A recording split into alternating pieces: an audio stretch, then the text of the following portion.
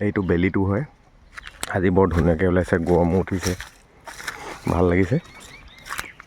এইবিলাক আমাৰ বাগান হয়, এই মা ভাগৰে বুলি ক'ব লাগিব। দিয়ে মাজে মাজে 500-1000 টকা। তো মায়ে চলাই আছে বৰ্তমান। এইফালে কলম কাটিলে, LP কলম কাটিলে, এইফালে MS কাটিলে চাগে, এইফালেও আকৌ LP।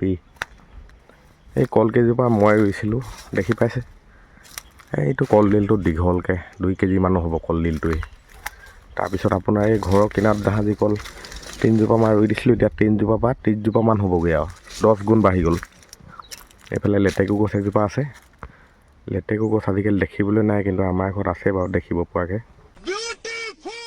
এইফালে বাঁহনি কিনাৰে কিনাৰে, বাঁহবোৰৰ পৰা অলপ কিনাৰত বাগানৰ পাতটো প্ৰডাকশ্যন অলপ কম দিয়ে কিনাৰে কিনাৰে, বাকী মাজৰখিনি বাৰু ধুনীয়া দিয়ে।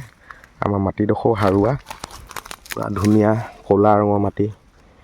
এইটো ফৰফৰীয়া, দেখিলে লিকটীয়া নহয়। কচু ৰুলে, টেকেলি কচু ৰুলে 1 কেজিলৈকে হৈ যায়গৈ ভালকৈ মাটি চপালে।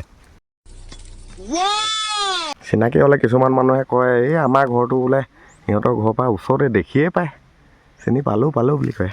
এই বেলিটোতো দেখি পায়, তাকে বুলি কি বেলিটো ওচৰতে আছে নেকি? 15 কোটি কিলোমিটাৰ দূৰত আছে।